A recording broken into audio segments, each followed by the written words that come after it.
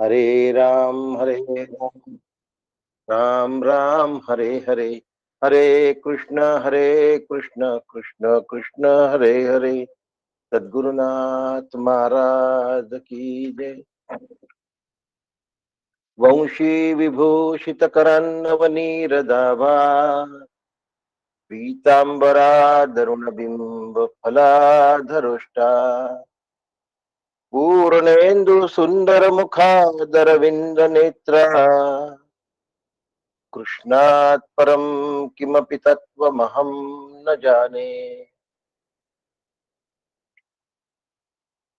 शास्त्रं शारीरकमीमांसा देवस्तु परमेश्वरः आचार्यः शंकराचार्यः सन्तु मे जन्म जन्मनि कृते श्रीगणकाचार्य त्रेतायां मुद्गलो मुनिः द्वापारे भृगुव्यासौ च कलौस्तु शंकर स्मृतम्।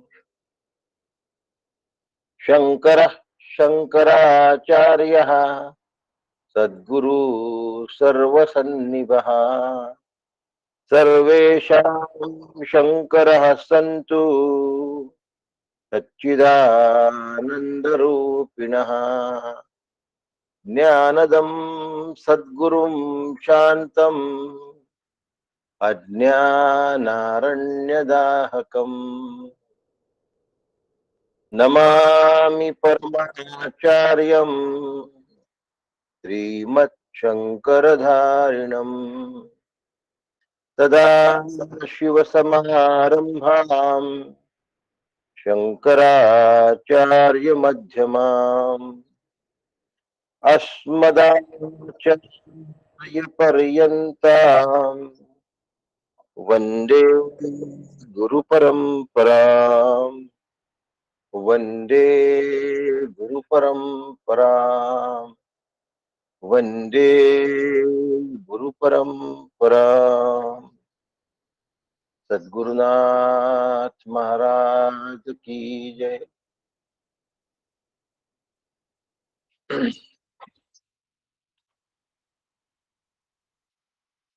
परमपूज्य सद्गुरु डॉक्टर काका यांच्या चरणी शिरसाष्टांग वंदन करतो। पूजनीय मंदाताई यांना साष्टांग नमन करतो। आदरणीय नीलाताई दातार यांना वंदन करतो। भगवत स्वरूप आपण सगळे मुमुक्षु यांना वंदन करतो आणि आपण सगळे मिळून आता शांतीपाठ म्हणूया। अनम्यूट तसंच राहू द्यायचंय आणि शांतीपाठ म्हणायचा मनापासून आणि मग आपण मंत्रांना प्रारंभ करू।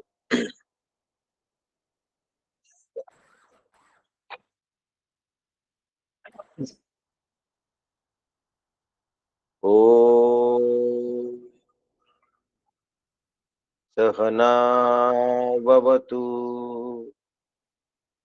सहनौ भुनक्तु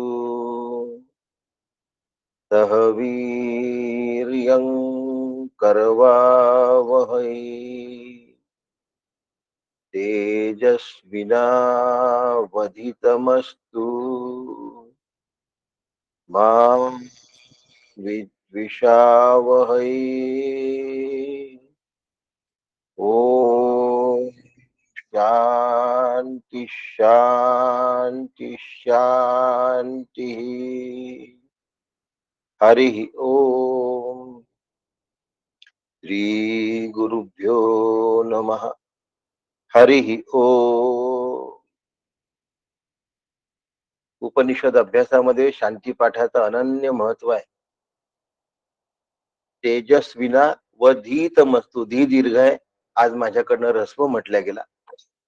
तेजस्विना व धीतमस्तु मा विद्विषावहै।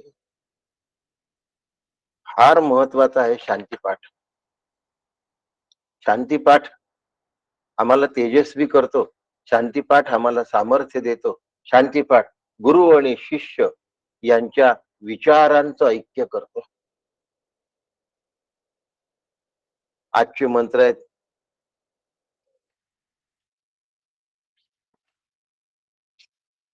बहुनामेति प्रथमो बहुनामेमि मध्यमः किंस्विद्यमस्य कर्तव्यम् यन्मयाद्यः करिष्यति अनुपश्य यथा पूर्वे प्रतिपश्य यथा तथा परे सस्यमिव मर्त्याः पश्यते सस्यमिवावजायते पुनः. सद्गुरुनाथ महाराज की जय. काल आपण 2 श्लोक पाहिले होते.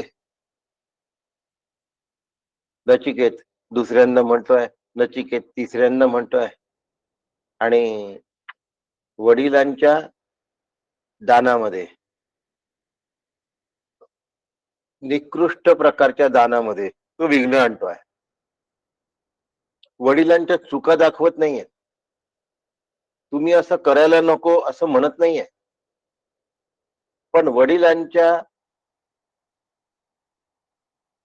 मध्ये काहीतरी चूक होते आहे ह्याची पुसटशी कल्पना तो देतोय, इनडायरेक्ट हिंट. नचिकेता शब्दाचा अर्थ अग्नी असा पाहिलाय आपण, आणि वडिलांच्या ममत्वाला भस्मसात करण्यासाठी या अग्नीनी दान प्रक्रियेच्या त्या ठिकाणी प्रवेश घेतलेला आहे. अग्ने नयती ती अग्नी, आणि म्हणून अग्नी दुर्गुणांना जाळतो, अग्नी रस्ता दाखवतो, आणि अग्नीला कोणीही दाबू शकत नाही. या 3 गोष्टी जर साधकाच्या अंतःकरणामध्ये असल्या तर मोक्ष दूर नाही, आणि जर न ठसल्या तर मग गृहीत धरलेल्या मोठेपणामुळे आपण काहीतरी वडिलांना विशेष सांगतो आहे, आपल्यासारखा विचारी पुत्र नाही वगैरे असं काही नचिकेत्याला कधी वाटलं नाही. आणि म्हणून क्रोध कोणाला आला? वाजश्रवसाला क्रोध आला. वाजश्रवाचा पुत्र वाजश्रवस. वाजश्रवस म्हणजे नचिकेत्याचे पिता. नचिकेत्याच्या वडिलांना क्रोध आला, कारण त्यांच्या अंतःकरणात कामना होती, आणि नचिकेत निष्काम होता, आणि पुत्र कर्तव्य पार पाडण्यासाठी कर्तव्य तत्पर होता. कर्तव्यामध्ये फळाची अपेक्षा नसते, लक्षात ठेवा.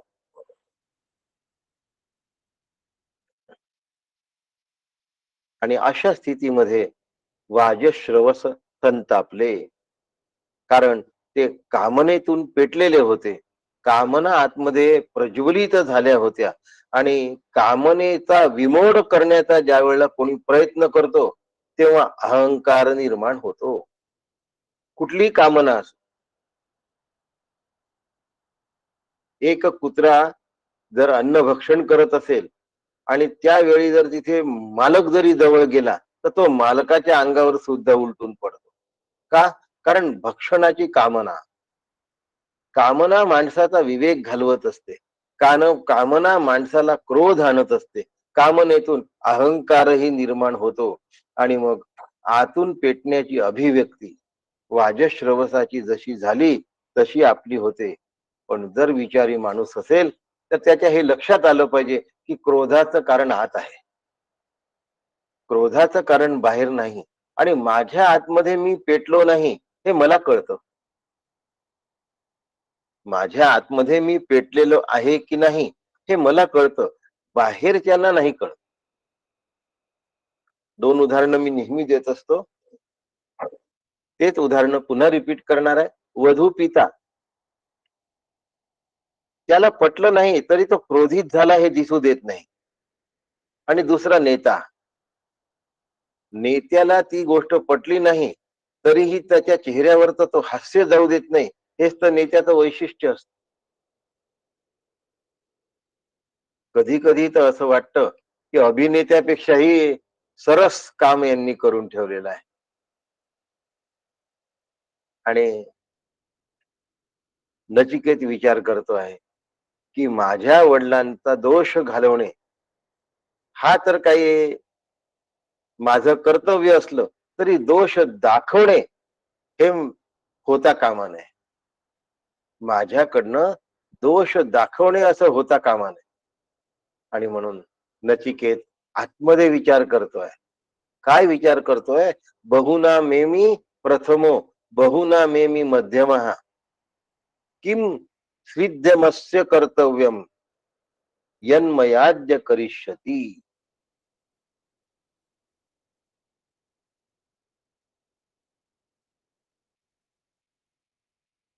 तो म्हणतो मी सगळ्या शिष्यांमध्ये मी प्रथम वृत्तीने वागलो. काही ठिकाणी मी द्वितीय वृत्तीने वागलो, पण अधम वृत्तीने मी कधीही वागलो नाही. तरीही माझ्या वडिलांनी मला यमाच्या स्वाधीन करण्याचा जो प्रयास केला आहे, या मागे त्यांचा काय हेतू असावा? माझं कल्याण कसं ते चिंतत असतील? म्हणजे वडिलांनी यमदेवाला दिल्यानंतरही पुत्राच्या मनात जराही शंका नाही. तो म्हणतो माझ्या कल्याणासाठीच वडिलांनी असं केलं आहे. विचारांची बैठक बघा, विचारांचा पाया बघा, किती भक्कम आहे. वडिलांनी संतापाच्या आवेगामध्ये साक्षात मृत्यूला दान दिलंय. पुत्र मृत्यूला दान दिलेलं आहे. आणि अशा स्थितीत सुद्धा दान देऊन टाकल्यावर सुद्धा सुपुत्र विचार करतो आहे. कोण विचार करतो आहे? सुपुत्र विचार करतो आहे. काय विचार करतो आहे सुपुत्र? की माझ्या वडिलांना माझ्या निमित्ताने काय बरे साधून घ्यायचे आहे. याला दैवी गुण संपत्ती असं म्हणतात. तत्वगुणाची दैवी गुणाची पावती आहे. आपले वडीलधारी मंडळी आणि आपले श्री गुरु याबाबत आपल्या अंतःकरणामध्ये कधीही संशय येता उत्पन्न होता उपयोगाचं नाही. नचिकेता स्वतःच्या बाबत किती सावध आहे बघा. बहुना मेती प्रथिमो, मी कधीही दुय्यम दर्जाचा विचार केला नाही. बहुतेकदा तर मी वरच्या दर्जाचा म्हणजे प्रथम दर्जाचाच विचार केला. कधी कधी मी दुय्यम दर्जाच्या विचारावर आलो सुद्धा, पण मी अधम विचारावर कधी आलो नाही. पितृवचनातून आत्मकल्याण साधणारा नचिकेता स्वतः बाबत कसा विचार करतो? आपल्याला जर कोणी धिक्कार केलं, आपला जर कोणी अपमान केला, आपल्याला जर कोणी नावं ठेवली, तर त्याच्याबद्दल आपण चांगला विचार करण्याच्या ऐवजी दुर्विचार करतो. त्याच्याशी चांगला व्यवहार करण्याच्या ऐवजी दुर्व्यवहार करतो. आणि या ठिकाणी आचार्य शब्द वापरतात आहे सोमन्यत. भाष्यामध्ये शब्द वापरलाय आचार्यांनी सोमन्यत, म्हणजे नचिकेता एकांतात जाऊन हा विचार करतो आहे. आचार्यांना हे सांगायचं आहे की नचिकेता एकांतात जाऊन विचार करताय. सो अवग्रह मन्यत, म्हणजे सहा अमन्यत. नचिकेताला हे मान्य नाहीये. काय मान्य नाहीये नचिकेताला? की मी अधम वृत्तीने विचार कधीही केलेला नाही, तर मग मला यमदेवाला का दिलं? तो आठवतो, म्हणतो आयुष्यात मी नीच वृत्तीने कधीही विचार केला नाही. काका म्हणतात असता उत्तम शिष्य व्हावे, कधी मध्यमी वर्तावे, अधम कदा न व्हावे सर्वा माझे. शिष्याला तर अधम होण्याचा अधिकारच नाही आहे.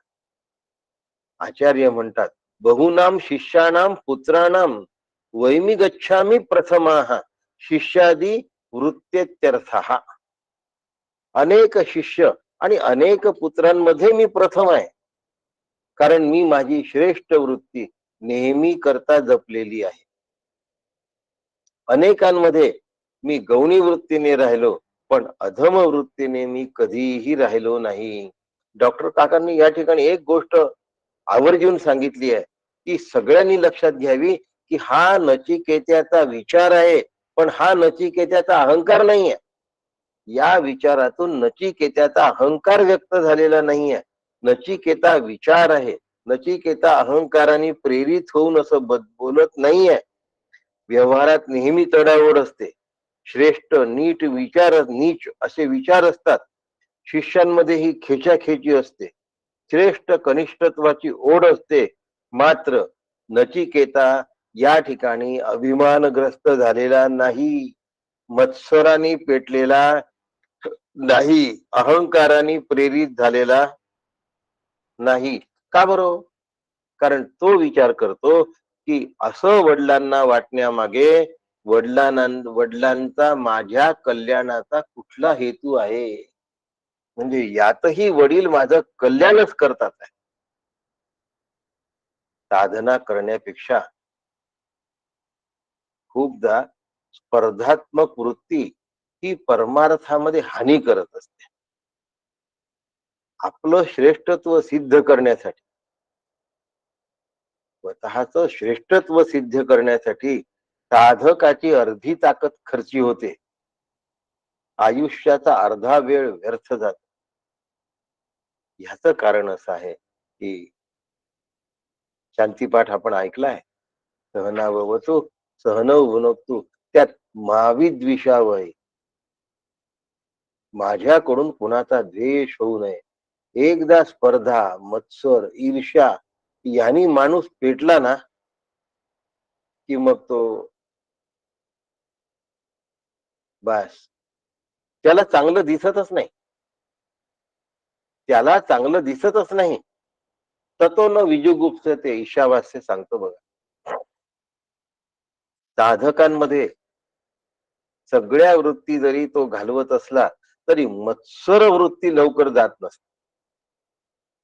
हा माझ्यापेक्षा वरचढ, याच्याशी गुरु जास्त बोलले, माझ्याशी कमी बोलले, त्याच्या डोक्यावर हात ठेवला, माझ्या डोक्यावर हात नाही ठेवला. वास्तविक कृपा कटाक्षाची या किरणे, मोह समुद्राचे आटणे. गुरूंच्या डोक्यावर हात ठेवण्याने आशीर्वाद येतो असं समजता का तुम्ही? गुरूंचा कृपा कटाक्ष नजरेच्या एका कोणत्यातून जरी श्री गुरूंनी पाहिलं क्षणभर, तरी त्या शिष्याचा उद्धार झाला. लक्षात ठेवा. कृपा कटाक्षाची या किरणे, मोह समुद्राची आटणे. घडे जयेच्या श्रीकृष्णे वंदूत याते. अद्वैत मकरंद मध्ये डॉक्टर काकांची ही ओवी आहे, पहिली ओवी आहे. म्हणून आपसातला मत्सर, ह्याचे गुरु तेच, त्याचेही गुरु तेच, पण दोन शिष्य आपसामध्ये काय करतात? अहमिका. नचिकेता तसा नव्हता. नचिकेता वेदाध्ययन केलेला, सुसंस्कारित, निस्वार्थ वृत्तीचा, पित्याच्या कल्याणार्थ तळमळ असलेला, तरीही वृत्ती शांत ठेवणारा, प्रशांत, प्रगल्भ, निश्चयी असा शिष्य होता. मी प्रशांत आहे का? आता प्रगल्भ मध्ये पुन्हा प्र लागलेला आहे. आता शांतीला प्र लावताना आमची मुश्किल होऊन जाते, दमछाक होऊन जाते. विचाराची श्रेष्ठता म्हणजे प्रगल्भता, निश्चय. नचिकेत्यापाशी या सगळ्या गोष्टी होत्या. तुम्ही म्हणाल तत्वज्ञान सांगा ना. हो, हे काय सांगता?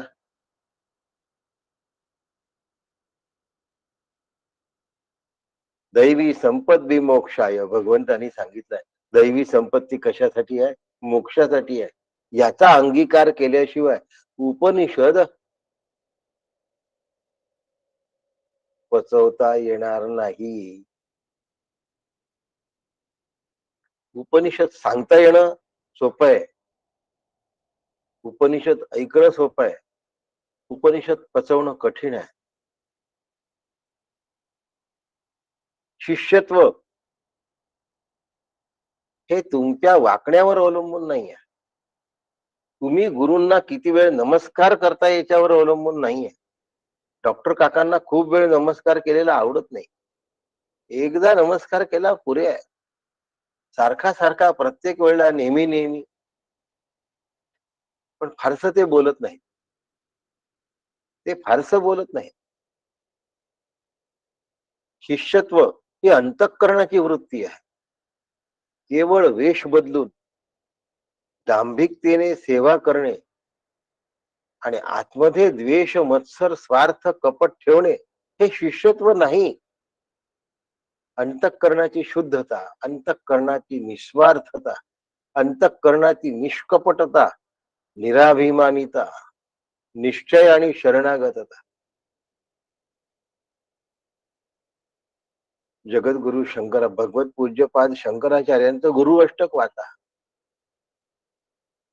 गुरु पादुका पंचकम वाचा. आचार्यांचा गुरुप्रतीचा भाव काय आहे कळेल. गोंदवलेकर महाराजांचा तुकामाई प्रतीचा भाव काय होता हे बघा. विद्येचे महासागर असलेले दोन शिरोमणी भगवत पूज्यपाद श्रीमद आद्य शंकराचार्य आणि स्वामी विवेकानंद. अफाट बुद्धिमत्ता पण तेवढी शरणागती आहे. ठाकुरांप्रती केवढी शरणागती आहे स्वामींची. गोविंद पादांप्रती भगवत पूज्य पादांची केवढी शरणागती आहे.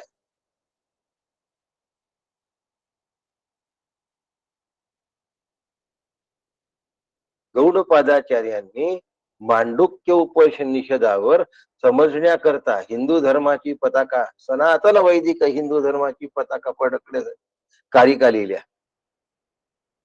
त्या कारिका सुद्धा लोकांना कळत नव्हत्या. मग शिष्यांनी विचारलं की आम्हाला या कशा कळतील. तर ते म्हणाले, माझा शिष्य गौडपादाचार्य म्हणतात आहे, माझा शिष्य गोविंद पादाचार्य आणि त्याचा शिष्य शंकराचार्य हा याच्यावर भाष्य लिहिल तेव्हा लोकांना कळणार आहे. तिथून कळणं सुरू होणार आहे. म्हणजे एक पिढी पलीकडचं सांगतात आहे. काय असतं, दुर्लभम त्रयमय वैतत देवानुग्रह हेतुकम मनुष्यत्व मुमुक्षुत्व महापुरुष संश्रय. फार कठीण आहे महापुरुषाचा आश्रय मिळणं. श्रोत्रिय, ब्रह्मनिष्ठ आणि दयाळू तीन गोष्टींची गरज असते. समजा महापुरुष मिळाले तर त्यांचं महापुरुषत्व ओळखून त्यांच्याशी तसं आचरण करणारा शिष्य आवश्यक असतो. एक श्लोक उद्घृत करतो. यथावसरम गुरोः इष्टम ज्ञात्वा शुश्रूषणे प्रवृत्ती मुख्याः. यथावसरम गुरोः इष्टम ज्ञात्वा शुश्रूषणे प्रवृत्ती मुख्याः. अज्ञावशेन मध्यमा तत्परिपालेन अधमा. आता हे मध्यम आणि अधम या विषयावर चालू आहे.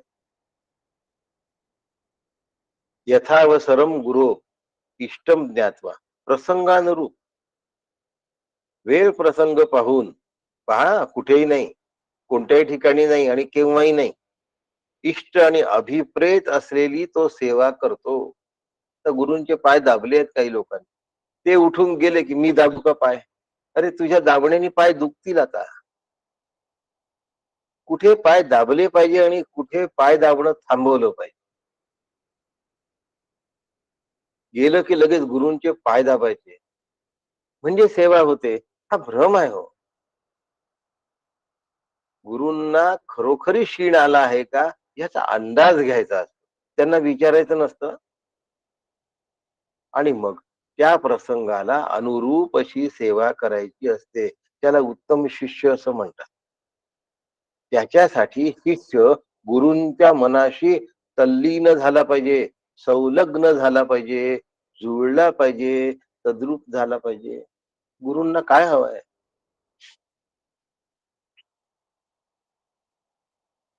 बारीक ऑब्झर्वेशन करणाऱ्याला बरोबर कळत असतं. तो गृहिणी असते ना, तिला कळतं की घरातल्या लोकांना काय आवडलंय आणि जे आवडलंय ते खाणारा खूप खातो म्हणून नाही ओळखत ती. तो घास घेतल्यानंतर त्याच्या अंतःकरणावर जी प्रसन्नता असते त्याच्यावरून ओळखते. नाहीतर तुम्ही म्हणाल हा भकाभक खाऊन राहिला म्हणजे याला ते आवडतं. हे माणसाची वृत्ती झाली, की पुरुषाला हे कळत नाही. सुगृहिणीचं असं नसतं. ती वस्तू किती खाते याच्यावरून ठरवत नाही. वस्तूची चव घेत असताना त्याच्या चेहऱ्यावरचा जो भाव आहे त्याच्यावर ठरवते याला काय आवडलंय. आणि जे आवडलं असेल ते भांड समोर ठेवून देत नाही, की आता संपलोय जरा कमी खा, थोडस पहा एवढंच आहे, सगळ्यांना पुरलं पाहिजे असं नसते करत. तसा जो सत्शिष्य असतो तो गुरूंची कोणती सेवा केली पाहिजे, केव्हा केलं पाहिजे आणि गुरूंच्या मनात काय चालू आहे ह्याचा विचार करत असतो. साधक जीवनात सद्गुरूंचं स्थान सर्वोच्च असतं, लक्षात ठेव. ऐहिक आणि लौकिक विषयाबद्दल ज्यांच्या अंतःकरणात तीव्र वैराग्य आहे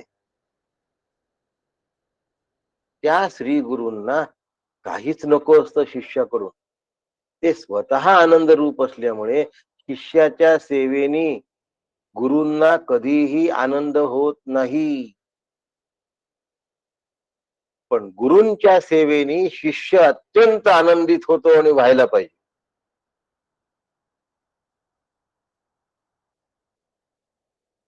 ध्यान, ज्ञान, जप, अभ्यास ही श्री गुरूंची सेवाच आहे. सगळे श्री गुरु रूप आहे. स्वतः काय करावं आणि काय करू नये हे ज्याला अंदाज येत नाही त्यांनी श्री गुरूंना विचारावं. पण विचारल्यानंतर तसंच करायचं असतं. त्यांच्या आज्ञेचं तंतोतंत पालन करायचं. आपला अहंकार, आपले राग द्वेष मत्सर हे सेवेमध्ये उत्पन्न होता कामा नये. केवढाही अभ्यास केला तरी अहंकार जाणार नाही. पण गुरुपादा मुजम, श्री गुरूंच्या पादसेवनाने अहंकार नष्ट होऊन जातो. एवढं श्री गुरूंच्या चरणाच्या पूजेचं महत्व आहे. श्री गुरु सांगतात ते तसंच्या तसं ऐकता आलं पाहिजे. तंतोतंत पालन करता आलं पाहिजे. सगळ्यात कठीण साधना कोणती असेल ना तर ती श्रवण साधनाच आहे. समोरचा माणूस बोलणं पूर्ण करायच्या आधी आम्ही सांगायला लागतो. जे बोलतो फुलस्टॉपच हरवून बसतो. आमच्या लक्षातच येत नाही की आम्ही गुरूंसमोर बसलो आहे. अधिक कोणी बोललं पाहिजे आणि अधिक कोणी ऐकलं पाहिजे. निष्काम भावनेने साधना करायची आहे म्हणजे पहिले श्रवण साधना. जो श्रवणच नीट करत नाही ना, फार कठीण आहे श्रवण साधना. म्हणून समर्थांनी संपूर्ण 3 समास श्रवणावर लिहिलेले आहेत. श्रवण, अरे श्रवण साधना तर सगळ्यांना जमते, मग 3 समास कशाला लिहिले? सगळ्यांना जमत नाही म्हणून लिहिले हो. थोडस बोलत नाही तर आपलं सांगायला सुरुवात करतो. अधम वृत्ती आहे, श्रद्धा कमी, सहनशक्ती कमी, शास्त्राचं ज्ञान कमी, बडबड जास्त. अधम वृत्ती आहे.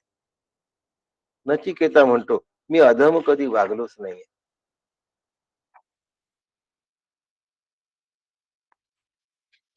असं असताना माझ्यावर ही वेळ का आली? यथाव सरम गुरोः इष्टम ज्ञात्वा शुश्रूषणे प्रवृत्ती मुख्याः आज्ञा वशेन मध्यमा तत्परिपालेन अधम.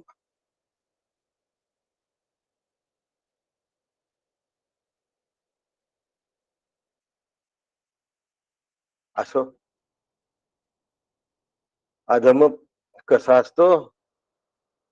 साशंक असतो, अश्रद्ध असतो. त्याचं मन गुरूंमध्ये स्थिरच होत नाही. गुरूंच्या चरणावर तो नतमस्तकच होत नाही. दोषही गुरूंकडे द्यायला मागे पुढे पाहत नाही. अहंकाराने ग्रस्त असतो. स्वतःच्या कल्पना विश्वात वावरत असतो. त्याच्या मनात गुरु, शास्त्र, ज्ञान याला महत्व नसतं. त्यामुळे गुरूंचा शब्द मान्यही करत नाही, पाळतही नाही. तो गुरूंच्या समोर नाही असं म्हणत नाही, पण गुरूंच्या आज्ञेचं अनुसरण कधीही करत नाही. तो क्षुल्लक आणि हलका अधम शिष्य असतो. म्हणून त्याची साधनाही नीट होत नाही, त्याची निष्काम सेवाही नीट होत नाही, त्याचं कर्मही नीट होत नाही. करायचं म्हणून करतो, मन मानेल तसं करतो आणि मीच खरा भक्त आहे असं वरून मिरवतोय. गुरूंनी सांगितलेले नियम त्याला बंधनकारक वाटतात. त्याचे मन ते ग्रहण करण्यासाठी तयार नसते. लर्निंग माइंड आणि रिसिव्हिंग माइंड, आणि म्हणून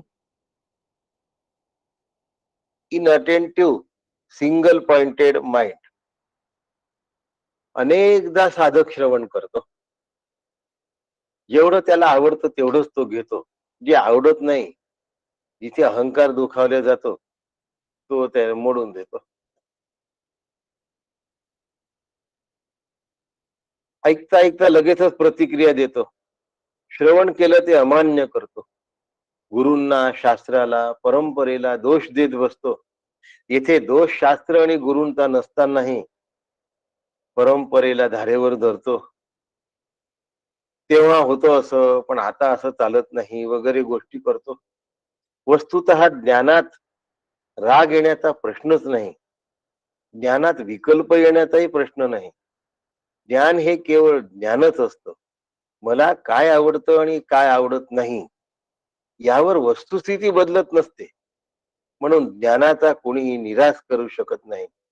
शास्त्र, श्रुती आणि सिद्धांत याचं कोणी खंडन करू शकत नाही. पण न समजून घेता त्यात जर विकल्प तयार होत असतील तर त्याला अधम शिष्य असं म्हणतात.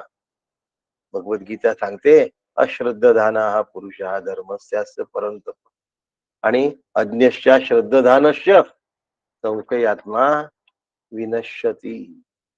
अशा पद्धतीने नचिकेत एकांत मध्ये जाऊन विचार करतोय. हे आचार्यांचं वाक्य मला खूप आवडलं आणि म्हणून तुम्हाला या ठिकाणी सांगितलं की काय विचार करताय.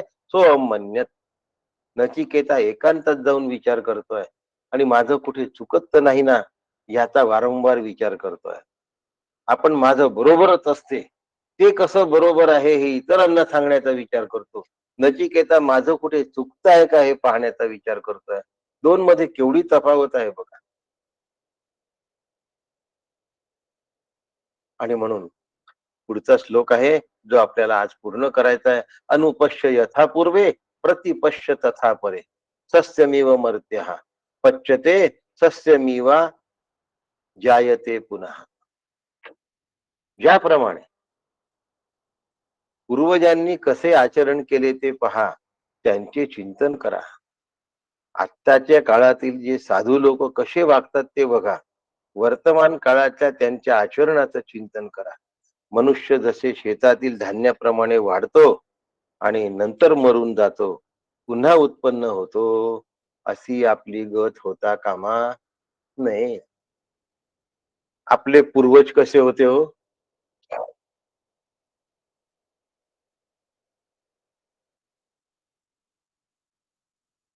आपलं जे गोत्र असतं ना, ते आपले पूर्वज असतात. आपल्या समजुती करता त्यांना आद्य पूर्वज म्हणूया.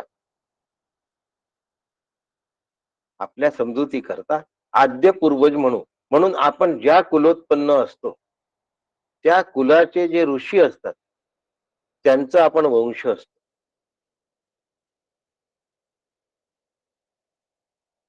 पूर्वीही अनेक साधू संत होऊन गेले.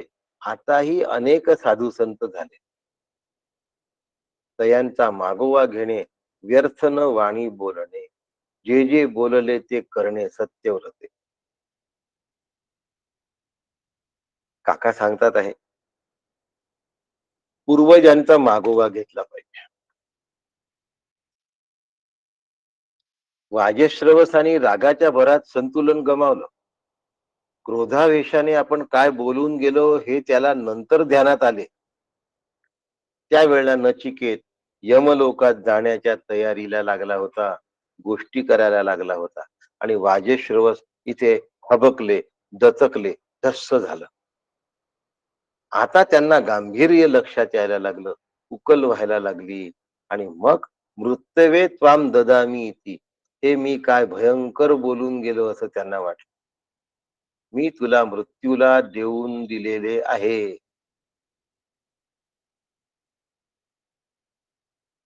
खूपदा मरमेल्या म्हणतात.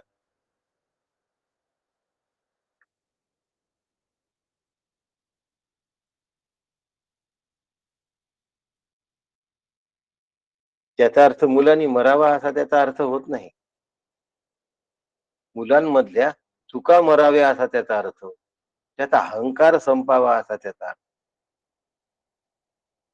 पण आपल्या वाक्याचे भयंकर परिणाम होऊन गेले आहेत. रागाच्या बोलात मी माझं बोलात बोल राहिला नाही, माझं भान राहिलं नाही आणि आता माझे शब्द परत घेतले असं समज. पण नचिकेत ऐकायला तयार नाही.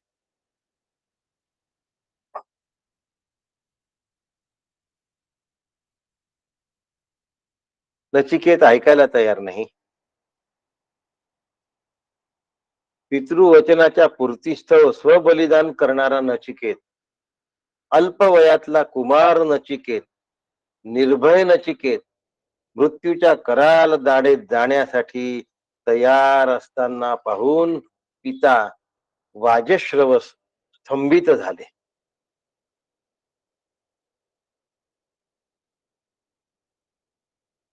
बाबा पूर्वजांना त्याच्या कर्तृत्वाचा जसा आठवा. नचिकेत म्हणतोय की बाबा आपले पूर्वज किती मोठे होते आठवा, त्यांचं श्रेष्ठ आचरण आठवा, त्यांच्या विचारांचं आणि चिंतनांचं पालन केलं पाहिजे.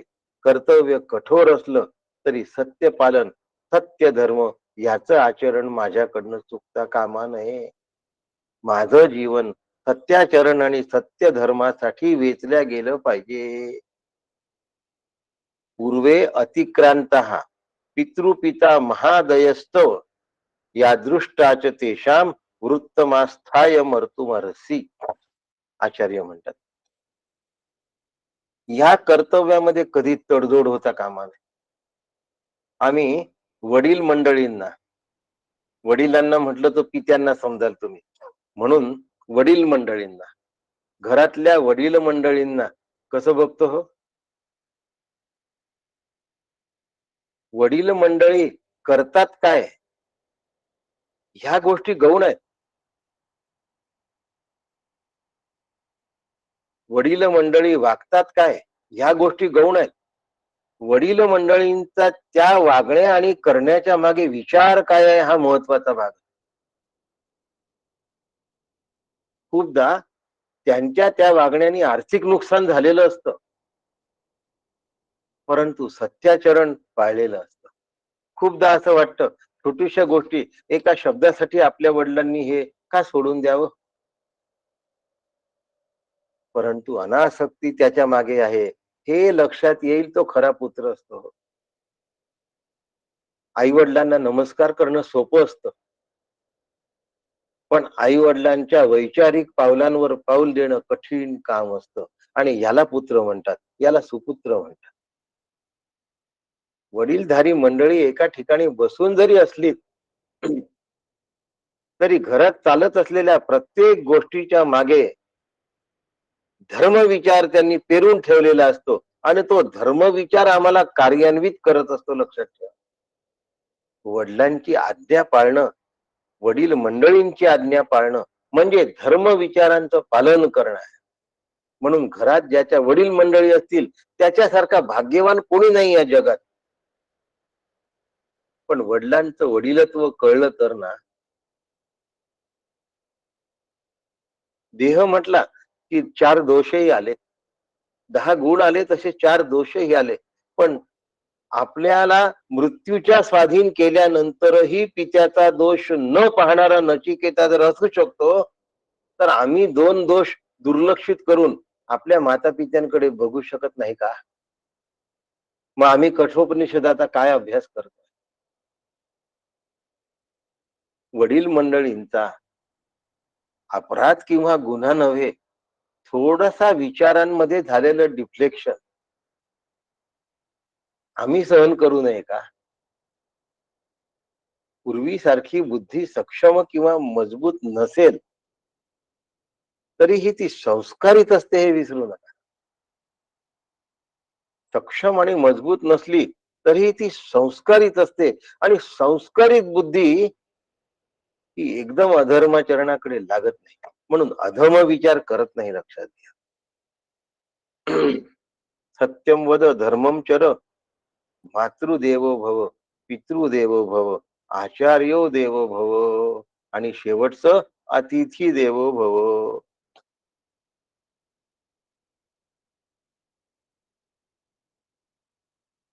आपल्याकडला संस्कार आहे बा. कठोपनिषद शिकण्यापूर्वी आमच्या आचरणात सत्यपालन असलं तर आम्हाला कठोपनिषद समजेल ना. माता पित्यांचा सन्मान करणं असेल तर कठोपनिषद समजेल ना. वडीलधाऱ्यांच्या वागण्याच्या मागचा उद्देश टिपण्याचा टिपकागद माझं अंतःकरण असेल तर कठोपनिषद समजेल ना. अनुपश्य यथा पूर्वे, प्रतिपश्य तथा परे. केनोपनिषद तिची शुश्रुम पूर्वेशाम नस्तद्वे तथा चक्षिरे.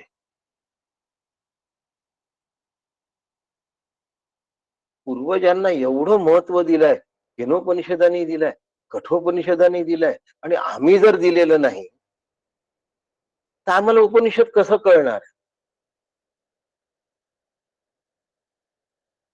आचार्य म्हणतात, वर्तमानाश्चा परे साधवो तथा वर्तन्ते तांश्च प्रति पश्चालोचय.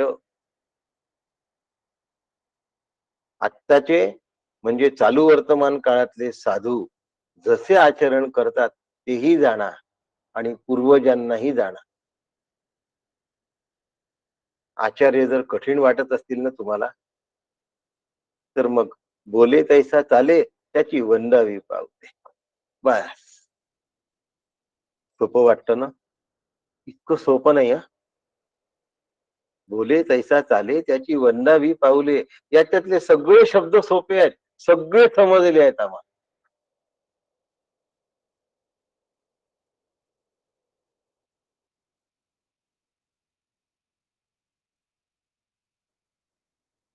उमजले आहेत का, हा प्रश्न असतो.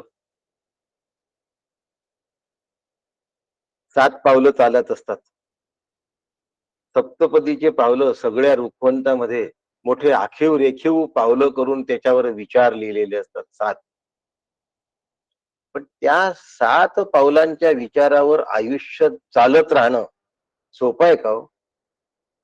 आणि जो त्या 7 पावलांकडे घेऊन जातोय, ज्याच्या मागे तुम्ही जाता, त्याला धर्माच्या विचारांच्या पावलांवर चालायचं असतं. धर्मेच, अर्थेच, कामेच, मोक्षेच. धर्म आणि मोक्ष यांच्या चौकटीत अर्थ आणि काम ठेवलाय, लक्षात घ्या. आणि ही जबाबदारी घेऊन जाणाऱ्याची आहे, त्याच्या मागे 7 पावलं चालणाऱ्याची पण आहे. नाही तर सप्तपदी फक्त तिच्यावर जबाबदारी आहे आणि तो मोकाट, असं नाही आहे.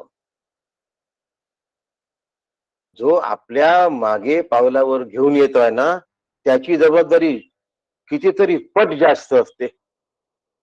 मागून येणाऱ्याला क्षमा करणे, मागून येणाऱ्याची वाट चुकू न देणे, आणि आपली कधीच चुकू न देणे, एवढी मोठी जबाबदारी असते. त्याची स्वतःची आणि ज्याला घेऊन येतो त्याची. म्हणजे पतीवर जास्त जबाबदारी आहे, एवढी जास्त जबाबदारी नुसतं सप्तपदी म्हणून त्यांच्यावर ढकलून देऊन होणार नाही. असो, वडीलधारी मंडळी या गोष्टी पाळत असतात. वडीलधारी मंडळी हे आचरण करत असतात, हे विचार ठेवत असतात, ते मला टिपता आले पाहिजे हो. आमचे वडील केवढे मोठे होते हे सांगणं सोपं आहे. मी तशा विचारांना धरून आजच्या काळाला चालतोय का हे बघा. तसं चाललं पाहिजे असा विचार नाहीये. तशा विचारांना धरून चाललं पाहिजे हा महत्वाचा भाग.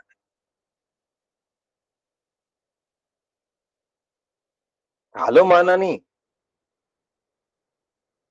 आचरण्याच्या पद्धती बदलतील, पण त्याच्या मागचा हेतू नाही बदलणार. त्याच्या मागचं पावित्र्य नाही बदलणार. त्याच्या मागचा विचार नाही बदलणार.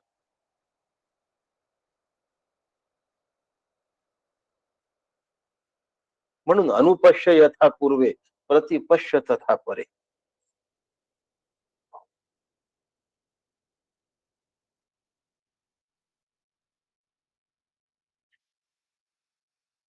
कर्तव्यातील श्रेष्ठत्वामध्ये म्हणजे विचारातल्या उच्च तत्वामध्ये, विचारांच्या उंचीमध्ये कधी तडजोड असता कामा नये लक्षात. खूपदा माणूस डिफ्लेक्ट होऊन जातो.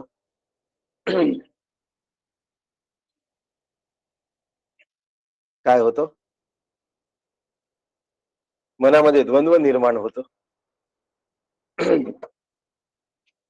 काही द्वंद्व सांगता येत नाहीत, काही सांगता येतात. एक छोटस सांगतो, कदाचित थोडस शिंतोडे उडतील कोणावर तेवढे माफ कराल मला. तुमच्यावर उडत नाहीयेत, ज्यांचं नाव घेतोय त्यांच्यावर उडत आहे. आमच्या यवतमाळात संभाव्य जे उमेदवार आहेत त्यातलं कोणीच लायकीचा नाही आहे. त्यांना मत दिल्यानंतर योग्यता नसलेल्या माणसाला आपण मत देतो आहे हे कळतं, परंतु मोदी सारख्या माणसाला मदत करणारा त्याच्या पक्षाचा आहे म्हणून मत द्यावं लागतं. खूपदा आपल्याला आवडत नसलेला उमेदवार सुद्धा ज्या पक्षाचं काम करण्याकरता तो जातो आहे, तो पक्ष जर श्रेष्ठ दर्जाचं काम करत असेल तर मग उमेदवार निकृष्ट असेल तरी त्याला त्या विचारांसाठी मतदान करावं लागतं. संभाव्य 2-3 आहेत, अजून निवड झालेली नाही आहे यवतमाळात.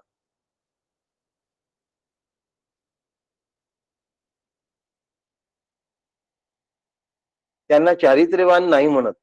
जे संभाव्य 2-3 आहेत त्यांना तुम्ही समजून घ्या काय. त्यामुळे मत देताना नको वाटतं, पण ते जर मोदींना मदत करणारे असतील त्या पक्षाचे, तर मग हा विचार न करता मोदींकरता असा विचार करावा लागतो. म्हणजे मागचा हेतू काय आहे त्याच्या, दिसणारं समोरच्या दृश्यापेक्षा त्याच्या मागे काय आहे हा विचार करावा लागतो. विवेक इथे वापरावा लागतो. अवलोकन करायचं, श्रेष्ठांच्या आचार विचारांचं चिंतन करायचं आणि ते पुढील पिढीला मार्गदर्शक होईल. आत्ता असलेल्या महापुरुषांच्या आचरणाचे निरीक्षण आणि पालन करावे, त्यांना अंगीकारावे, त्यांचा आचार धर्म स्वीकारावा आणि निश्चितच तो मृषा म्हणजे व्यर्थ असू शकत नाही. आचार्यांनी या ठिकाणी मृषा शब्द वापरलाय. मृषा शब्दाचा अर्थ खोटा असा होतो. मृषा शब्दाचा अर्थ खोटा असा होतो. तो खोटा असू शकत नाही. ते लोक खोट्या प्रवृत्तीचे असू शकत नाही. म्हणून वडीलधाऱ्या मंडळींनी केलेली गोष्टीचं आचरण याच्या मागचा उद्देश योग्य आहे हे लक्षात ठेवा. तो खोटा नाही असू शकत. जो दाखवतो पण उद्देश विसरतो त्याला दांभिक असं म्हणतात. जो उद्देश लक्षात ठेवतो पण डोळ्यात भरत नाही तो खरा साधक असतो. मृषा कृत्वा कश्चित अजरहा अमरहा न भवती. पुन्हा आलं, मृषा शब्दाचा खोटा असा अर्थ होतो आणि आचार्य म्हणतात खोटं आचरण करणारा दांभिक हा बहिरंगाने जरी सुखी दिसला, संपत्तीवान दिसला, यशस्वी दिसला, परंतु तो अजर होणार नाही, अमर होणार नाही, हे नेहमी लक्षात ठेवायचं.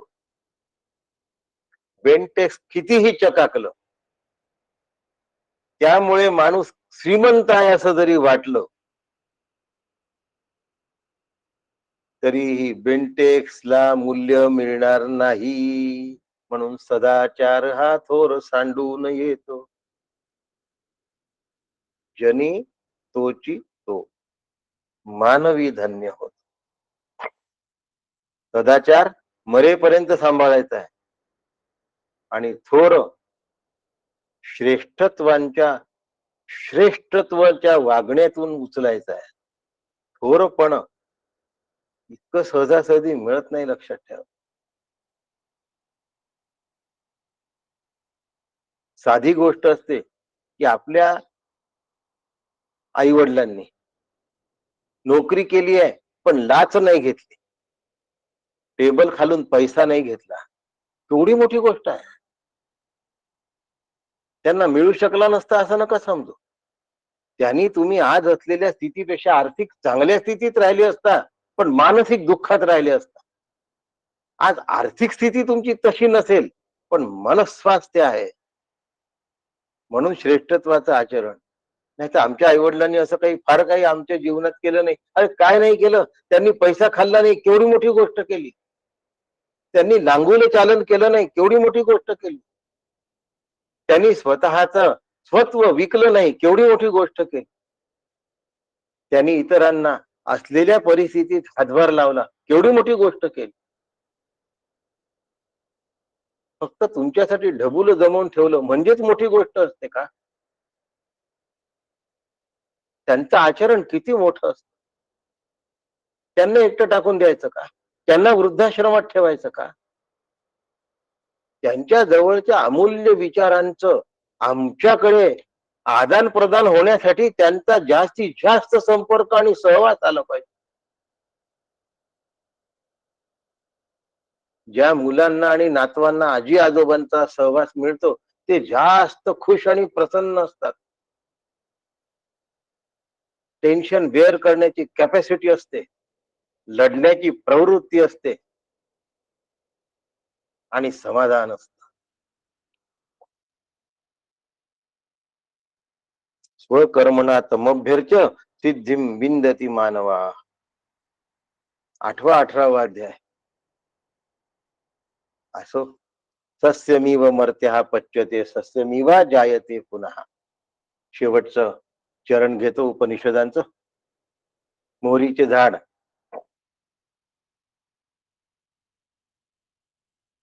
वडील मंडळींच्या आचरणामागचा विचार टिपणं याला सुपुत्र म्हणतात, लक्षात ठेवा. तसंच्या तसं अशा महालक्ष्म्या करतात, आम्ही तशाच करतो. अशी गणपती मांडतात, आम्ही तसेच मांडतो. असं नाही, असं का करतात? हे करण्याच्या मागे काय उद्देश आहे?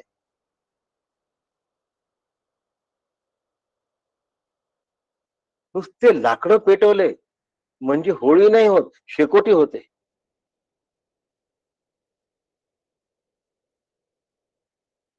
शेकोटी नाही केली आहे त्यांनी, होळी केली आहे त्यांनी.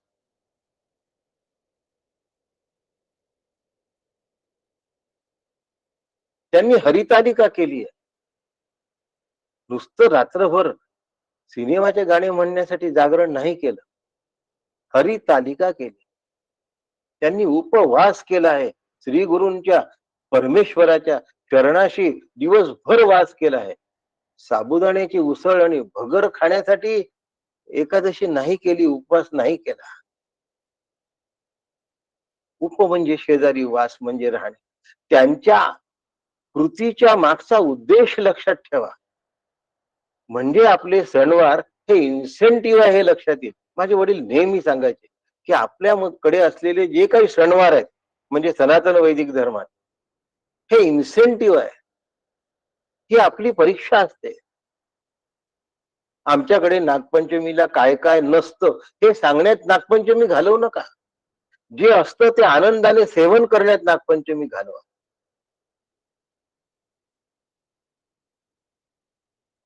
माझ्याकडे कणकीचे गोळे पाण्यामध्ये उकडून पूर्ण तोंडल्याची भाजी खातात. त्याच्या आदल्या दिवशी चिरून बिरून नाही ठेवायचं.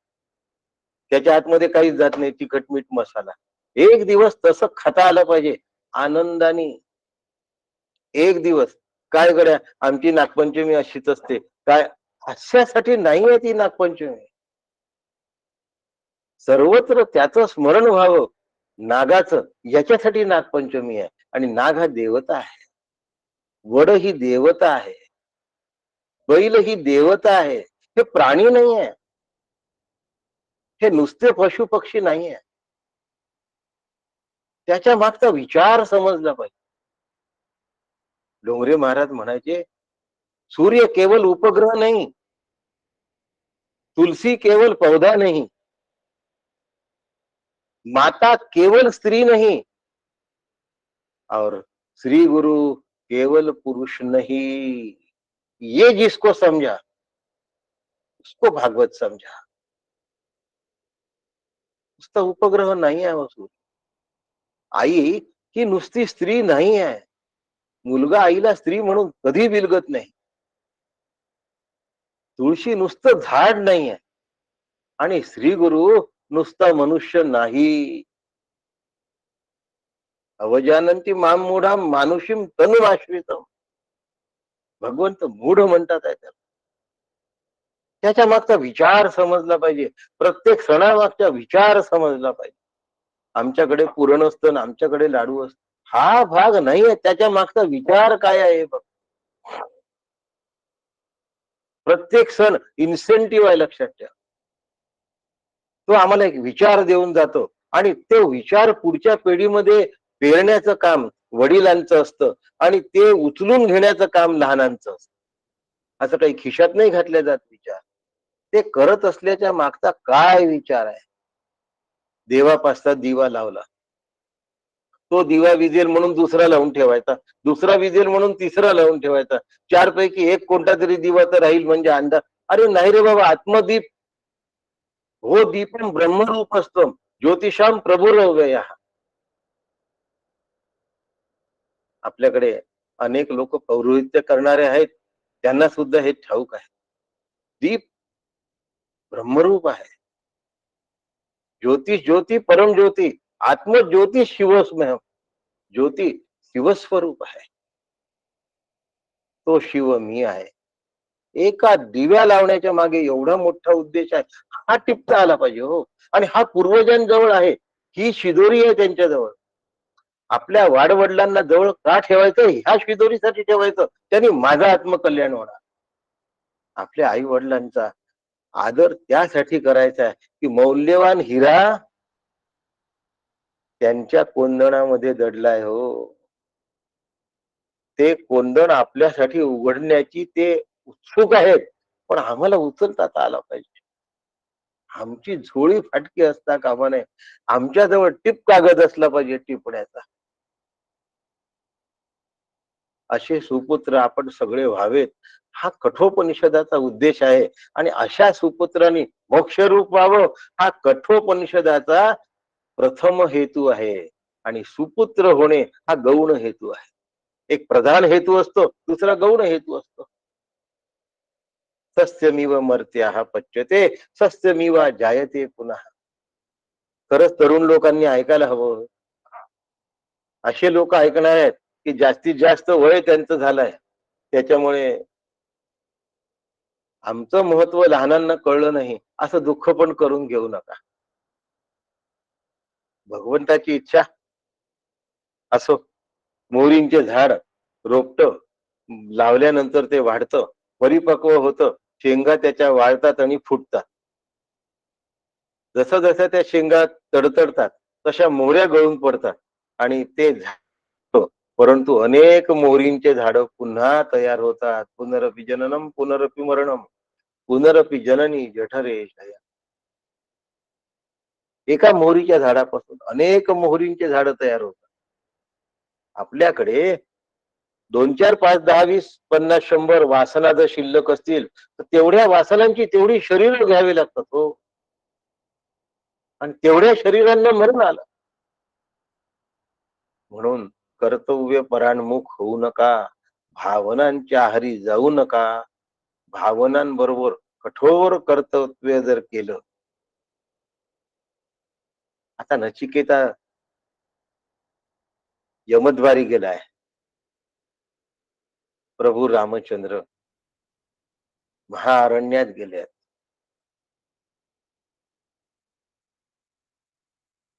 पूर्वी आई वडील मुलांना गुरुगृही पाठवत असत.